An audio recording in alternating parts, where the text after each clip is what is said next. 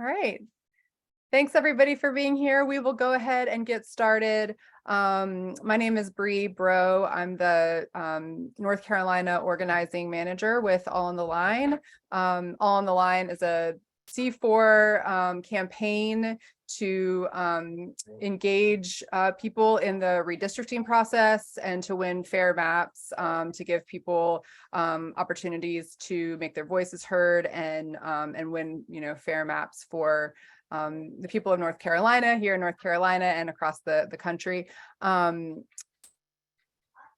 We are just going to talk a little bit about where we've been, what's happened this year. It's been a very big year for redistricting in North Carolina. And if you remember,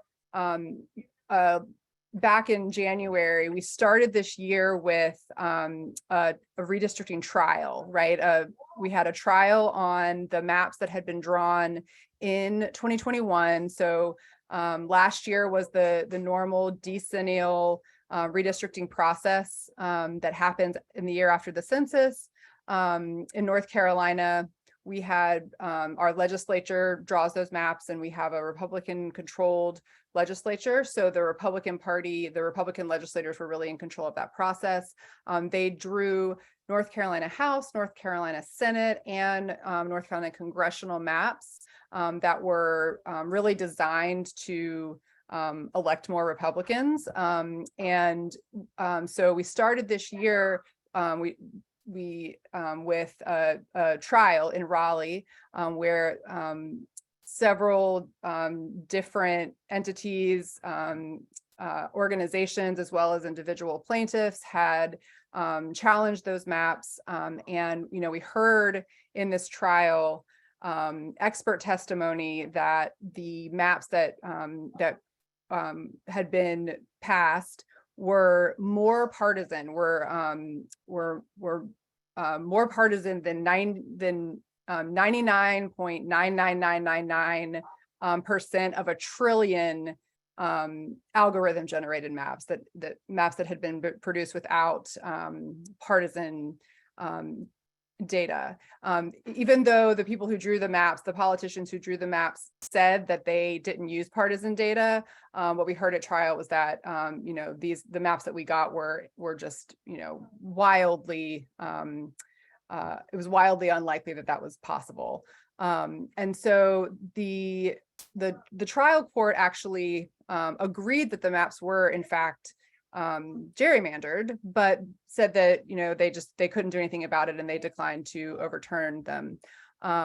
So it was the case was expedited. So this is Harper v. Hall. It was expedited to the North Carolina Supreme Court. They kind of bypassed the Court of Appeals because at that point we needed to get maps so that we could people could file to run for office. We had an election this year.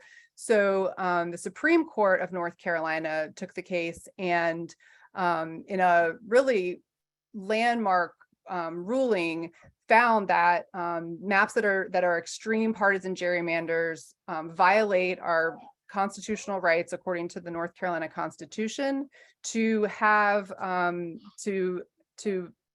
equal say in choosing the people that represent us. That if you have maps that are so gerrymandered that it really discriminates against voters according to their party affiliation, and that's not allowed under our Constitution, that is not a free election. So that they required, the Supreme Court said, okay, we got to redraw the maps. The legislature got a stab at that. They went and they redrew all three maps. They redrew the North Carolina House, the Senate, and the congressional map. And ultimately, the court let the House and the Senate maps stand, although they are still being litigated. But they said, okay, those are acceptable for for this election, and they declined to stay those maps basically. But they said that the map that the redrawn congressional map was still not acceptable, and so the court had special masters draw that map. So if you remember, they appointed 3 former judges to draw a congressional map so that we could have something in place for the 2022 election. They said that that map was only going to be used for the 2022 election, and that was that. Until the Republican legislature, said, no, we don't think that that's fair. And they tried to appeal to the United States Supreme Court. And that is the case that became Moore v. Harper. And there, I'm going to let Jacob talk more about that, but that is their appeal on that congressional map went to the Supreme Court. It was heard last week, and we're going to be waiting to see what they do with that. But that's where the state independent state legislature theory came into place, and you've probably heard about this. It's a theory that says that that because of the United States Constitution's elections clause that gives state legislatures the power to determine the time, place, and manner of elections, that courts can't, there can't be any check on that. So that's being heard by the United States Supreme Court. And then in the meantime, we had an election, and we had people on this call, people all over the state who did a lot of work, trying to, educate voters and turn out voters. And we really saw in that election, in this year's midterm election, we really saw the importance of the maps. You could see that even though the statewide votes were very, very close, we are really a 50-50 state, that the congressional map that had been drawn by a panel of special masters that was, a very partisan balanced map, turned out to have what you would expect from North Carolina's congressional delegation, which was 7 Democratic representatives and 7 Republican representatives. Well, what time fly out tomorrow? Conversely, the legislative maps, which are still you've got late flights. Republicans got a supermajority in the Senate, the North Carolina Senate, and we're one seat by a supermajority. Can everyone please mute? Can everyone please mute? Thanks, everybody. Yeah, I think we took care of it. So the election was really showed the importance of the maps, I think. And then, of course, as well, we had the Supreme Court. There were 2 seats that were being contested on the Supreme Court that had previously been held by justices who are registered Democrats. And both of those seats were won by justices who are registered Republicans, and who also in their, based on what, things that they said during the campaign or in the past, seem like they will be more deferential to the legislature than the current court. So the landscape is very different now, but that's kind of where we are. And I'm going to now turn it over to Jacob to talk about a little bit more about Moore v. Harper, which is the case that's in front of the Supreme Court of the United States. And then we'll circle back and talk about what's next, and then we'll have some time for discussion and questions. So I want to introduce Jacob Carroll, who is an attorney with the National Redistricting Foundation, the NRF. He works closely with our friend Art, who's spoken with us before. And Jacob, thank you so much for being here and sharing your impressions and just being here to share about what you saw the oral arguments on Moore v. Harper. Well, thanks so much for having me, Bree, and thank you all for being here. Like, it's really exciting to have everybody here and to be able to talk about this with all of you. I was told that Art is the fan favorite, so I will try not to disappoint. I know Art couldn't be here, but I'm excited to be here and talk a little bit about last week's case with everybody. So just to give a bit of a sort of recap, as Bree said, the Moore v. Harper case was just about North Carolina's congressional map. So, you know, there have been a lot of headlines. You know, you look at like anything, you know, the New York Times, everyone seems to be talking about this case and how it has implications in a lot of places. And that's true, but it's only about congressional maps. So you know, we talk about gerrymandering in the North Carolina General Assembly, the State House and the State Senate. It wouldn't change anything on those maps, but it is about whether the U.S. Supreme Court is going to potentially take away the power of state courts to police gerrymandering on congressional maps.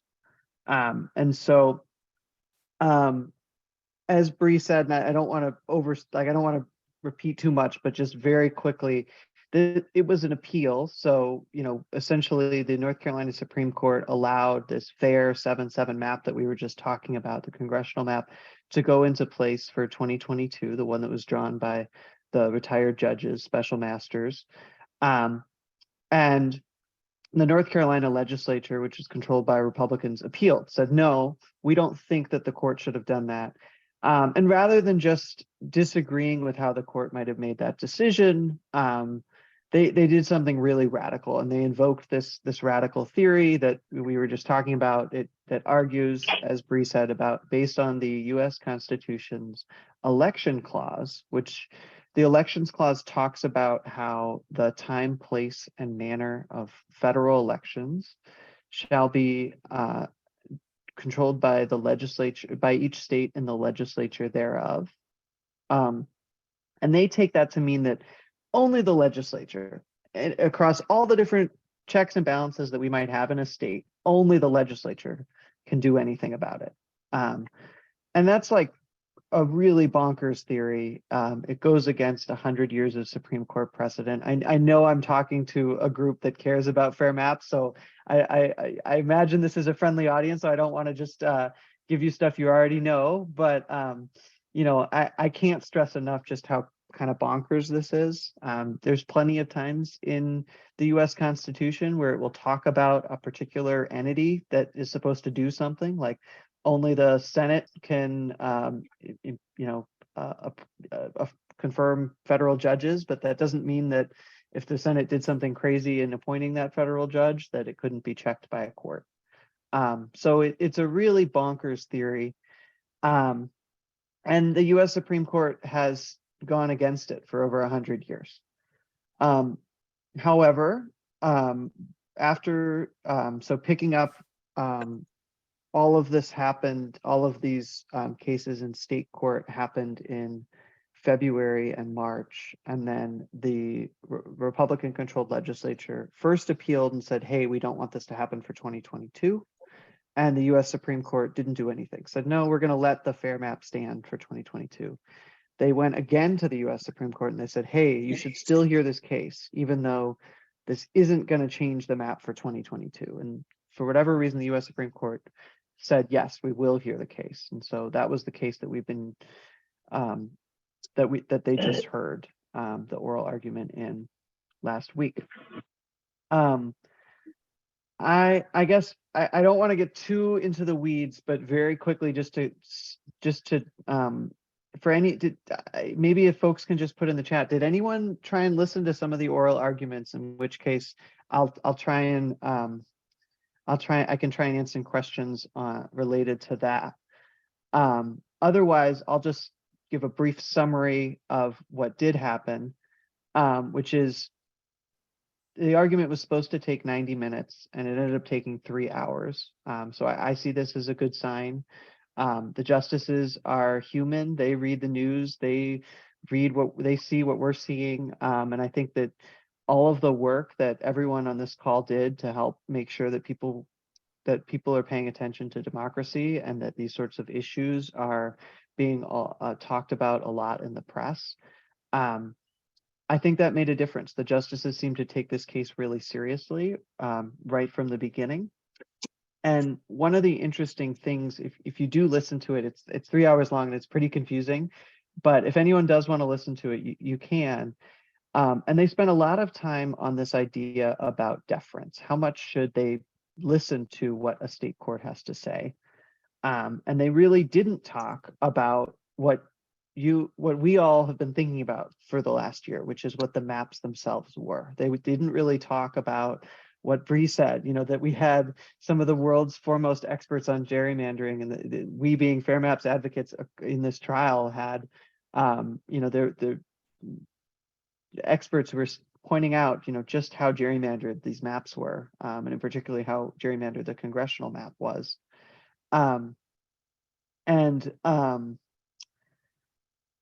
It basically, they instead were talking about what could it look like for a federal court to think about what a state court decision was.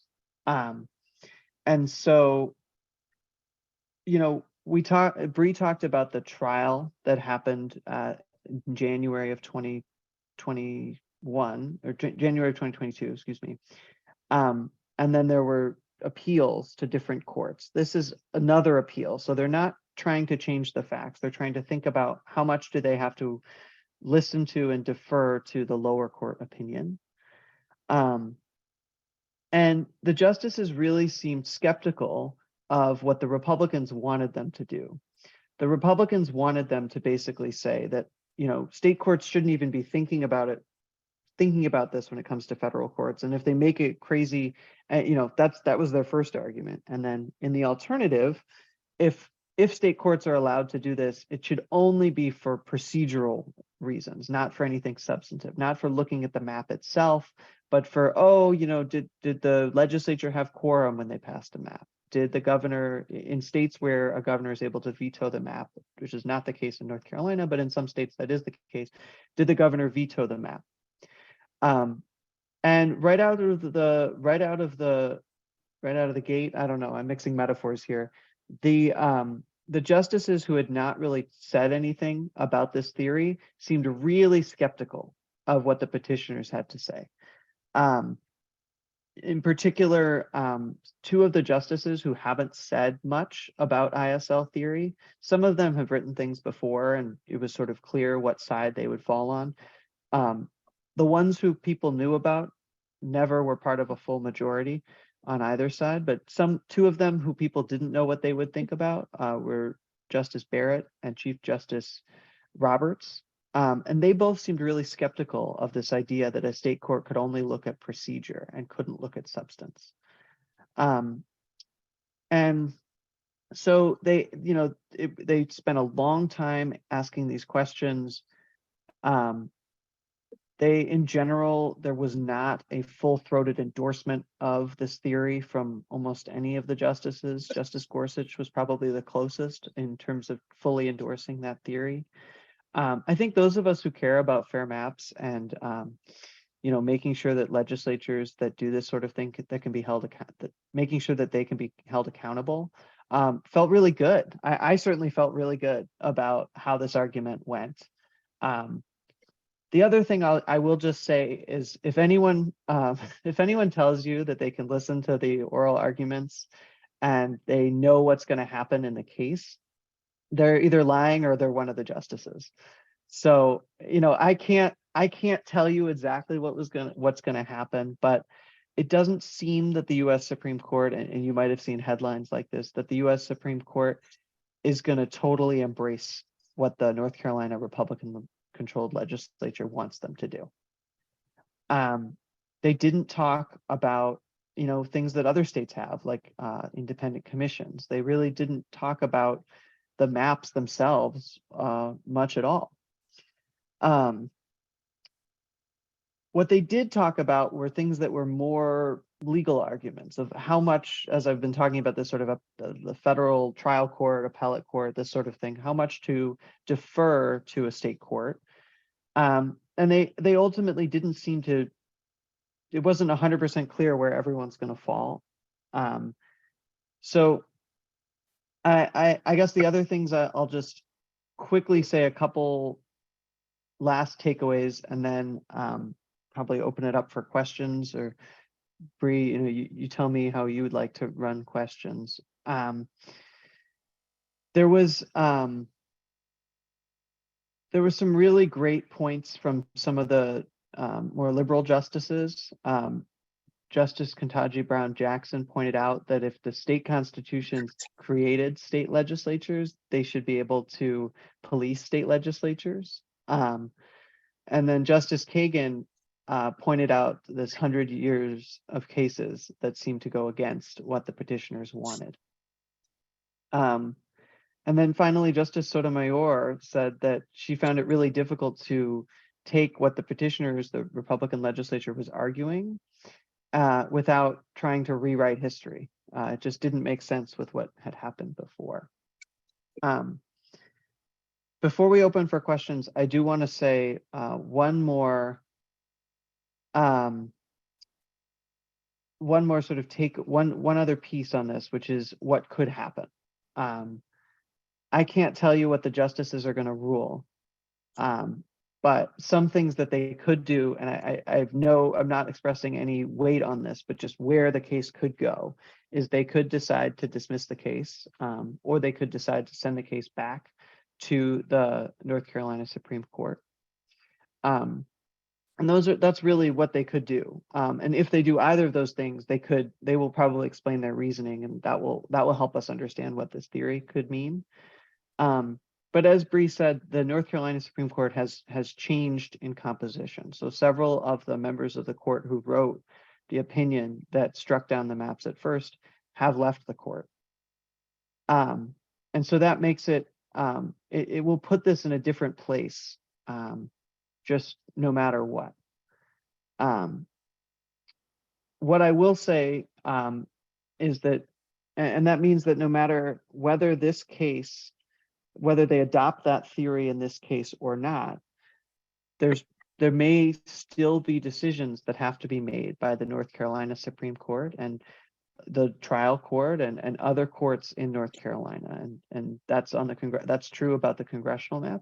That's also true about the state legislative maps that, as Bree was saying, are still being challenged and are still before the Supreme Court of North Carolina. So there's essentially a lot to be done.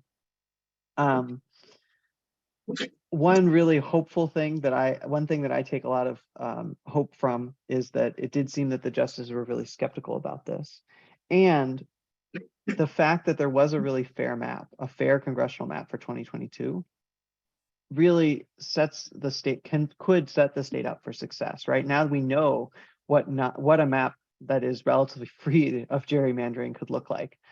And while the state court that put that map in place said it could only be used for 2022, that doesn't mean that the court or the state legislature or some sort of body the state legislature couldn't readopt that map, right? It's a fair map. And so there's real opportunities to point to these results and say, look, we have a fair delegation. We have a fair opportunity to exercise our vote when it comes to the congressional map, and look at how great that is. And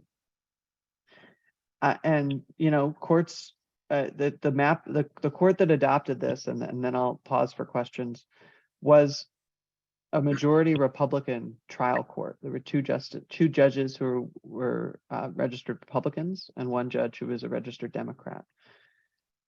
They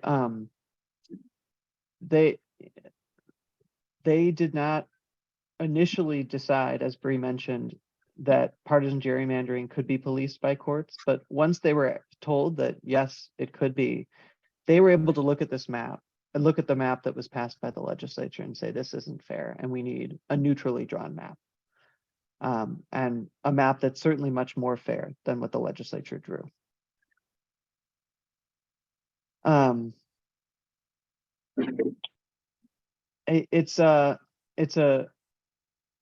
guess I'll stop there, and I'm seeing a bunch of questions in the chat. So Bree, how would you prefer that we do these? Do you want to call on folks, or should I go in order, or what would you prefer? If folks have, let's do this. If anyone would like to unmute to ask a question, just raise your hand so that we can keep it somewhat orderly. And then I will go from maybe try to go in order, and maybe we'll go back and forth with letting someone unmute and ask a question. And if I miss you, and just I might miss you. So if I miss your question, just put it back in the chat or raise your hand and ask it in the space, if you're okay with that, y'all. Let's see. So the first one, there was a question, and I'm a little bit getting confused because there's a couple of iPhones that are just called iPhone. I don't know if it's different people that were direct messaging me. But could you just speak a little bit about the friend of the court briefs that were submitted in this, and maybe also mention if folks are interested in those, like if there's a source of where folks can go and maybe learn more about those. But just absolutely, yeah. So there were almost 70 friend of the court briefs, and for folks who are aware or are not familiar with that term, they're sometimes called amicus briefs. These are briefs from people who are not directly involved in the case, but have a reason that they would be affected by it. And you see these sometimes in Supreme Court cases, not ever close to the number 70. And what's really interesting is that almost 50 of them were against ISL theory, which is a really, really large number that is pretty abnormal compared to other Supreme Court cases. A couple notable ones were several different groups of Republican legislators, including some Republican elected officials, former Senator John Danforth, the heads of two different former founders of the far right, or I shouldn't say far right, but the very conservative Federalist Society, which is, as people may have heard about, has been interested in electing more conservative justices or judges. They signed on to amicus briefs against the theory. And then finally, I think one of the most powerful ones was came from a group called the Conference of Chief Justices, which is essentially the heads of all of the state Supreme Courts in all of the states and territories. And they all came out against the theory. I will put a link in the chat to the entire docket where you can see all of the amicus briefs. And I think there's also a link. I'll put 2 links in there. Awesome. Thank you very much. I'm going to just address quickly. I see Yoshi's comment about an independent commission to draw the maps and take it out of the hands of the legislatures. That is definitely something that there's broad interest in North Carolina. I'll talk a little bit more about that kind of after we wrap up this piece on Moore v. Harper. But that is something that have been folks working on for years, if not decades here, and there continues to be actively work around that in North Carolina. And I want to, I saw a hand maybe go down. Did someone just put your hand down? But I see Angie, I see your hand, and I also see some questions from you in the chat. So do you want to unmute and ask your questions?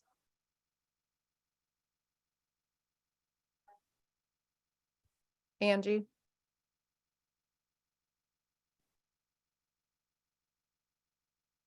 Okay. If you are able to unmute, then feel free to jump in.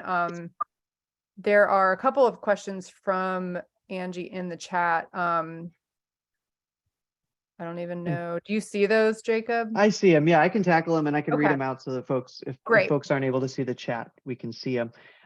So Angie is asking, what are the possible outcomes? Wouldn't it be possible for the Supreme Court to say that state courts can rule something unconstitutional, but only the legislature can fix the maps, which if the legislature chooses to drag their feet or just continue to draw bad maps, could run out the clock? Let me start with that question. Yeah, I mean, so this is a really broad theory, and because it goes against over 100 years of precedent, and it's basically so new and I don't want to say crazy, but like really out of the realm, that is a possibility. That is something the U.S. Supreme Court could say, which is that, you know, the state courts have the power to review them, but not the power to implement them. One thing that cuts against that is state courts, when there's divided government, when in states where, you know, let's say that the state Senate was controlled by Democrats and the state House was controlled by Republicans, and they can't draw a map at all. They never reach consensus.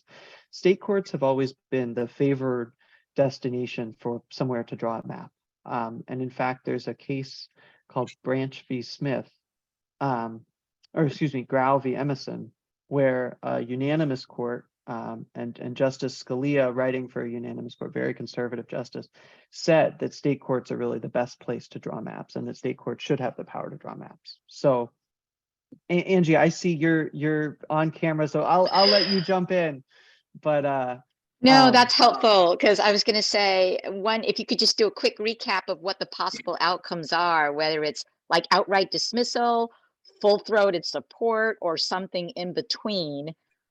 Because I got a little worried. I was trying to read some of the summaries and transcripts in the New York Times, and they talked about Chief Justice Kavanaugh saying, I don't really see the full evidence for why these maps were considered not just, or, you know, like doing that, which, you know, had me a little concerned. But yeah, but just briefly, what do we have to watch out for? Because knowing that the current makeup of the Supreme Court is so kind of narrow interpretation, or what I would call literal, almost back to the old one, it seems like they would buy into some of that. It seems to me that they're somewhat out of touch with the way it really works on the ground. But I'm glad you pointed out then that Justice Scalia had written some point back, because wouldn't this ISL directly fly in the face then of Justice Scalia's opinion?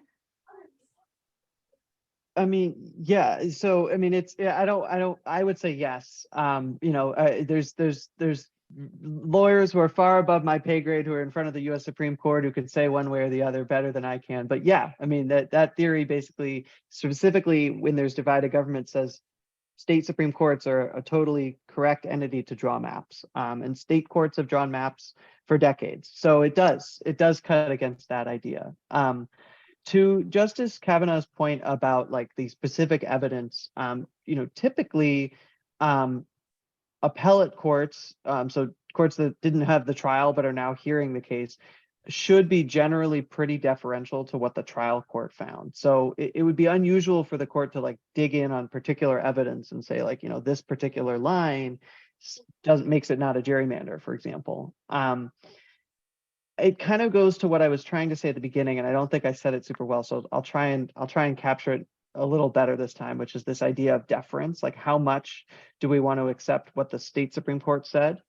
And they could defer on more or less of it. There was a lot of debate as to like what that standard looks like. If the state Supreme Court says one thing and then you try to appeal, for, you know. So are you saying that deference would work in the favor of leaving the Supreme Court's opinion alone? It would, yes. Okay. It would thank say, you. so the U.S. Supreme Court would defer to the state Supreme Court and say, you know, what the North Carolina Supreme Court said, we are going to defer to it. You know, we shouldn't change that unless there's something really crazy going on. And typically, state Supreme Courts, generally speaking, you know, this elections clause thing aside, but generally speaking, state Supreme Courts are the highest authority on the state constitution. So, you know, the North Carolina Supreme Court should be the backstop for what the North Carolina Constitution says. There are, and so this is trying to create an exception to that general rule and say that actually in this particular instance, the state constitution shouldn't apply because it's a federal election. And so only federal courts should have a say in that. So I don't mean to get into the weeds either, and if other people have questions, but I'm just saying it's interesting that our North Carolina State Supreme Court chose only to rule the federal congressional district map as the one that was the most gerrymandered, as opposed to the two state ones. So just hypothetically, had they ruled that the state Senate, and the state House one were gerrymandered, this would not have gone up to the Supreme Court then? It's a good question. So they did strike down all of the maps. And then the trial, and then they sent it back to a trial court, and that trial court, which, you know, we should remember, it was a bipartisan trial court, found that the only map that when the legislature had the chance to redraw, the redrawn one, the only redrawn one that was still a biased map was the congressional map. Outrageously biased. Okay. Yes. Yeah. I mean, yes. Okay, The term is extreme partisan gerrymander. I mean, I think sure we can all look at these maps and say, you know, that they're still not fair. But got it. yes. Okay. So this is a challenge. This is a claim that could have only been made on the congressional map. Gotcha. Okay. Yeah. But to that thank point, I just also want to just note that, and Jacob, correct me if I'm wrong about this, but that the Supreme Court did hear arguments on the legislative maps, on the merits of those maps in October. And so we are expecting a ruling on Harper v. Hall on the North Carolina, all three in North Carolina, the North Carolina Supreme Court on all three, the state House, the state Senate, and the congressional map, that could trigger redraws on any of those maps. And we are expecting that ruling potentially within the next week, before the end of the year. Right. And not to put you in the spot to either, Bree, but given the new makeup of our North Carolina Supreme Court, is it fair to say it's likely that they will, well, we don't know. They could either say all three are currently fine as they stand redrawn, or they could say they're not and want them all to be redrawn again, or say the only one they want redrawn is the congressional one to go backwards, so to speak. And I'll let Jacob speak to that if he wants to as well. But well, actually, yeah. And yes, I mean, I think what you're getting at, Angie, is do we expect the new court when it comes in January? I feel comfortable saying that we expect that court will be more deferential to the legislature, because several of those justices literally said that when they were campaigning, that they were, you know, believed that the Supreme Court should defer to the legislature on matters around, you know, maps and other things. So did you want to add anything, Jacob? I'll just add a piece of hope. I mean, I think people look at party affiliation and they think only one party cares about fair maps. In Ohio, the Supreme Court of Ohio has struck down around 12 or 13 maps that were drawn by Republicans, either in the legislature or in the Republican-controlled commission that they have. And the majority that was of justices who were striking down those maps included a Republican justice. So there are examples of justices, you know, basically going against the party that passed their maps. And so, you know, there are still opportunities, but yeah, I think, you know, I take Bree's point for sure. And also, I mean, I agree with that. I think that's very good, important to point out. Thank you, Jacob. And I'm going to pass it to Michelle next. But just to also say that, you know, we do have recent precedent finding this right to have, you know, maps that give equal weight to all voters, you know, and, you know, a lot of people did not expect at the United States Supreme Court, people didn't expect that these conservative justices would be as skeptical of this as they appeared to be. And so I just want to reiterate Jacob's point that judges are human and that it does matter, you know, advocacy does matter, you know, talking about this matters, the work that we have done and will do does matter for, you know, even if it feels like you know, the judges are all partisan and all of that. Like, we don't actually know what's going to happen. So it's important to keep fighting. And I will now pass it over to Michelle and then Yoshi for y'all's questions. Yeah, so I think mostly mine have been answered, but you guys, you said that, what was the judgment that you expected before the end of the year? And isn't that going to be by the existing judges and not by the newly elected ones? Because they don't change over till January, is that right? Yes, that's right. Okay, and what was it that they were going to be deciding on? Was that, what is it that's going back to them? So Jacob, check me on this, but I believe that, so they heard oral arguments on, so when the court, back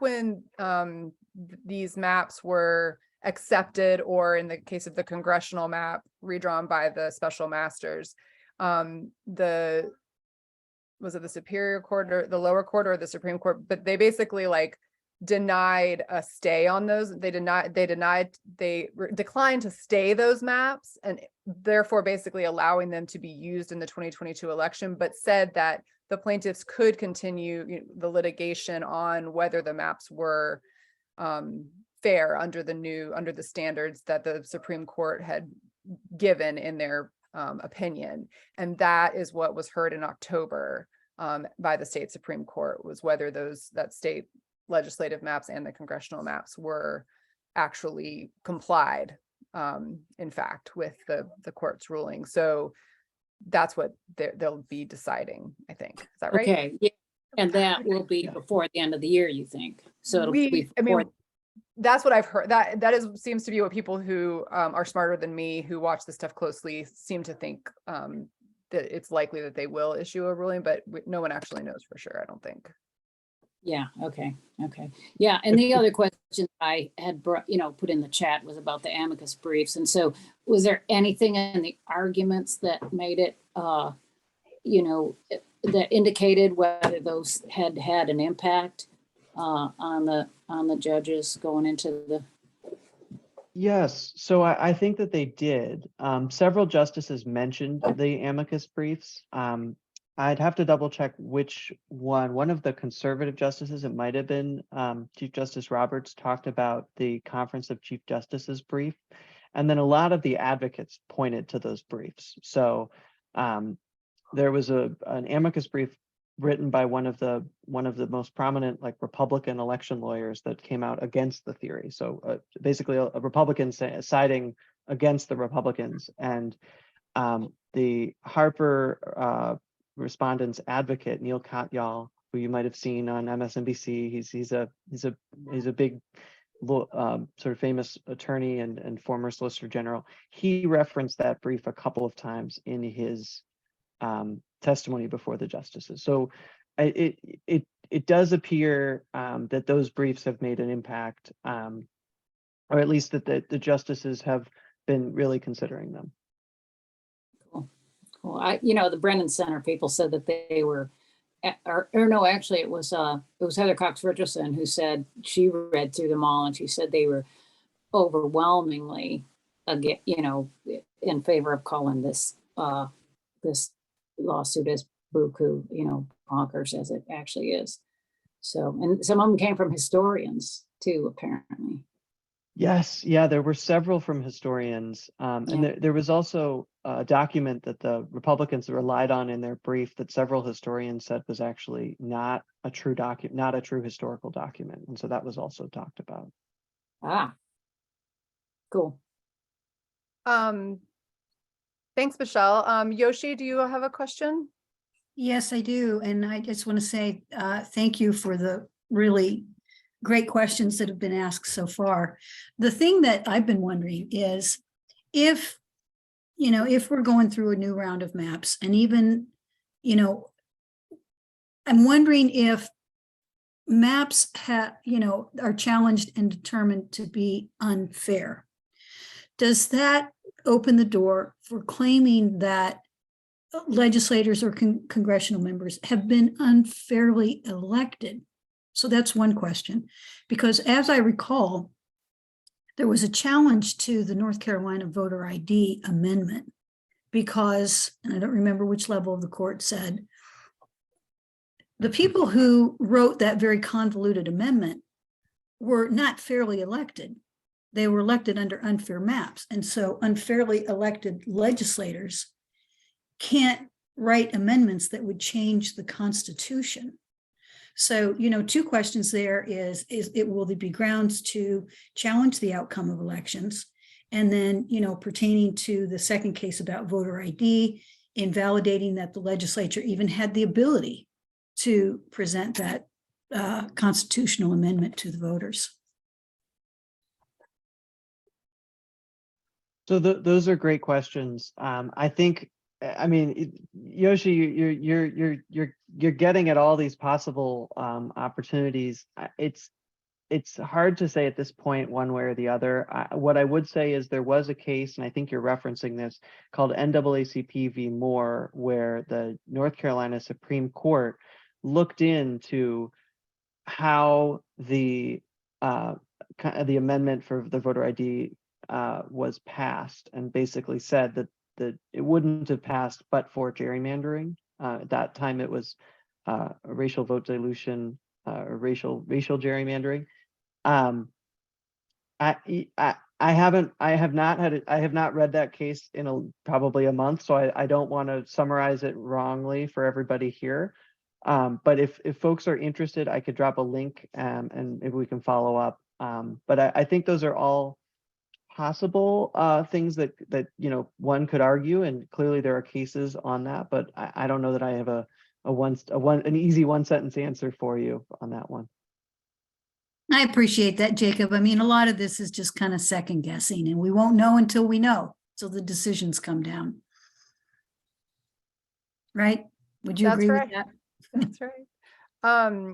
So we're about 10 minutes to time. I want to see if anyone else has any questions that they want to unmute and ask, or if I've missed anything in the chat.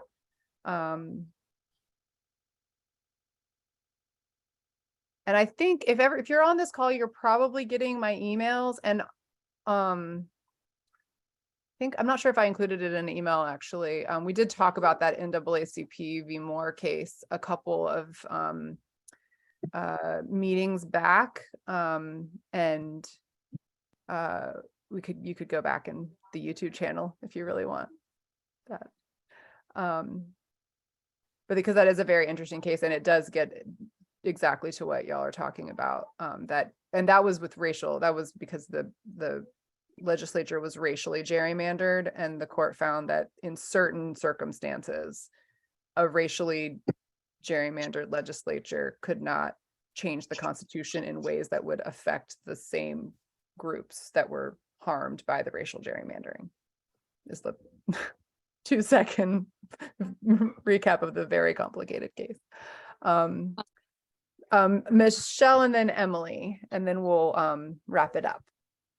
Okay, I don't know if my question is going to be that quick, but I would love to touch on at least what the prospects are or are not in terms of switching to a commission, like they did in Michigan. And I gather there's something about that we can't have a ballot measure like they did. But yeah, so in North Carolina, in Michigan, I believe that they were able to, the people can put a ballot measure on the ballot. In North Carolina, the legislature has to put the ballot measure on the ballot. And so the only way to do that would be to convince the legislators to put a ballot measure, which is certainly something worth working on. And it's, I know it feels like it's not possible that we will ever have a legislative makeup that looks different than it looks right now, but that's not true. At some point, the legislature will look different, and we are talking though about a years long. I think we are talking about a years long campaign to get a ballot measure for an independent redistricting committee. But it does seem like there's a lot of interest in that in this group, and I'm gonna go to Emily to ask your question, and then I'll talk a little bit more about that in the last 5 minutes, along with some other stuff. Emily, do you want to? Yeah, I was wondering if there was anything that we can do as far as writing letters or, action items, calls. What if is there something that we can do in this time frame? I mean, I know it's holidays and everybody's busy, but there's also an opportunity to be off and have an opportunity to take some sort of action. Any suggestions, or Great question. If you come up with something, just I guess let us know. Yeah. Absolutely. Thank you for that question and postcard campaign. I love it. I think that letters to the editor are always good. And if I'm being real with y'all, I will probably not get like a formal LTE campaign up before the end of the year, but certainly that's something that we could do together in the new year. And y'all are as up on this as I am, and if I think it's definitely worth writing LTEs about anything regarding whether it's more v Harper or just the maps in general. If you want me to take a look at something, I'm happy to do that. And also, to Yoshi's point, I think if anyone wants to do this over the next few weeks, especially if you already have relationships with your reps at the state legislature, while they're home, if you can meet with them, or just email them and let them know that you're concerned about this.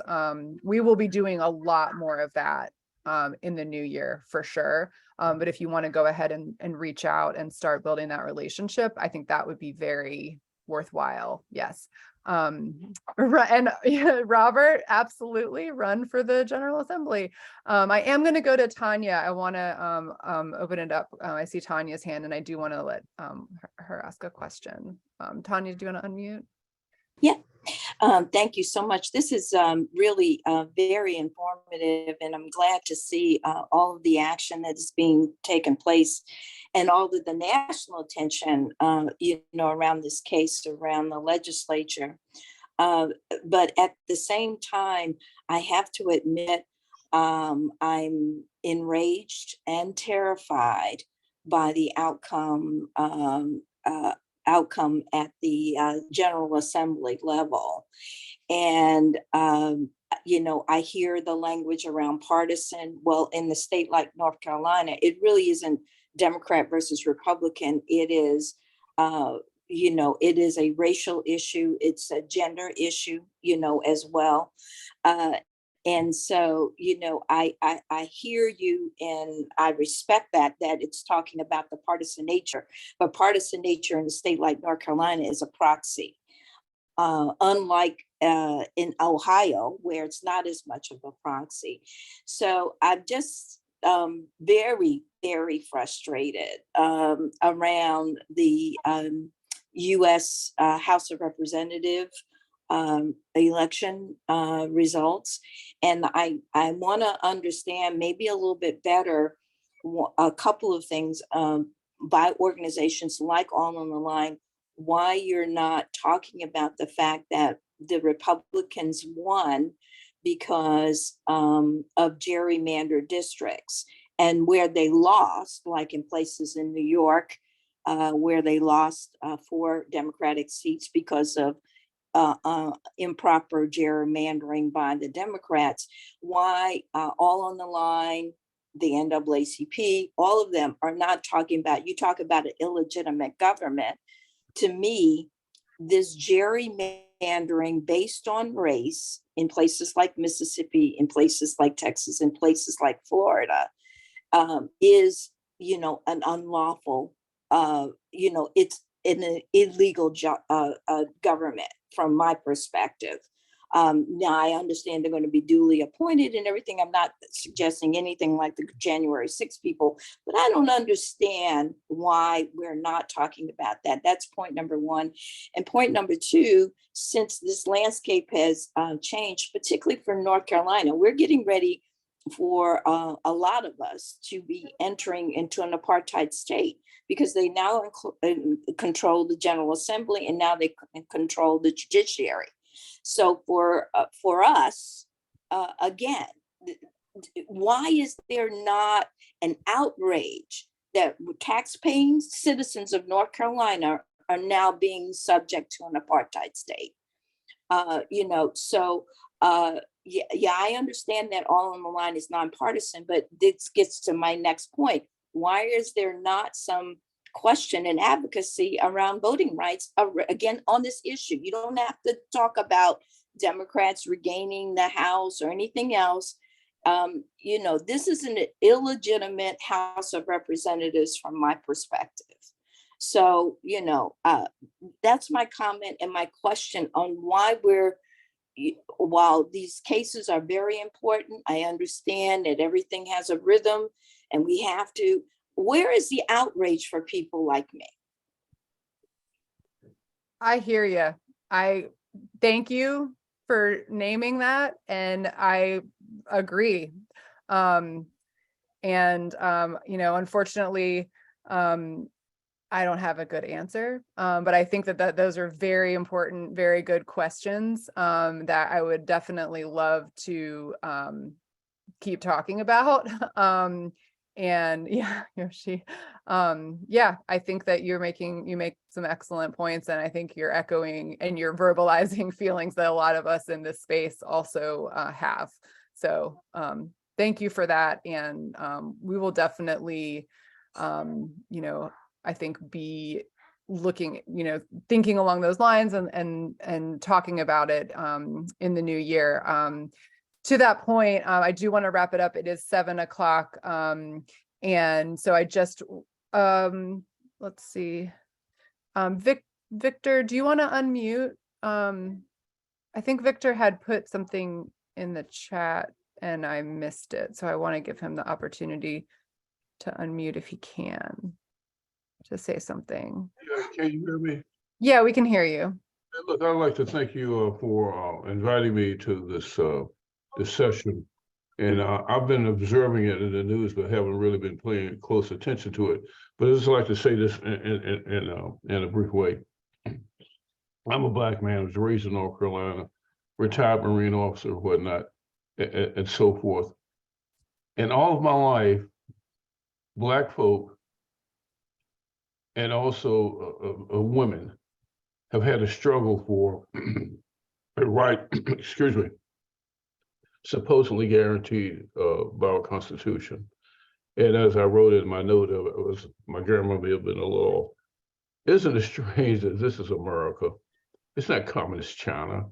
It's not Russia. It's not South Africa, an apartheid state it used to be, probably still is in a lot of ways. But, and my parents worked, pay their taxes. And we've never been allowed to really fully participate. We have people who say they're American citizens, who say they are Christians, okay, if it means anything to any of you out there. But the real fact, like the lady, I believe her name was Tanya, I might be hers, hit the nail on the head. The issue all behind this is control into keeping people other than, pardon me, I'm saying this like this, other than whites out of the process of participating. And no matter how much I try, no matter how much I give, I'm still being limited. And it's been dressed up in various issues other than what it really is, okay? So maybe what I'm saying, maybe it maybe means something, but the fact is that from my point of view, and having to live in the state, I might as well be in Russia or China. I mean, I have probably more rights than they do, but alas, the bottom line issue is like here in Onslow County. Okay, it's and say, hey, look, we're going to control this, and you just keep quiet, we'll let you in and all like that, but you really can't fully participate.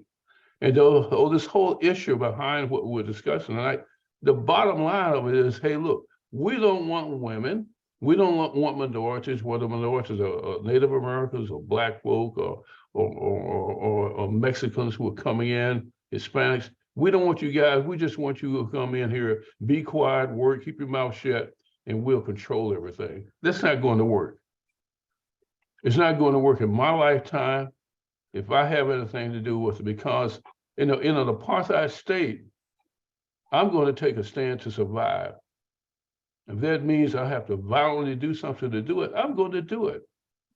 I'm tired of the BS that's been taking place in North Carolina. And I'm almost 77 years old. Can you imagine that?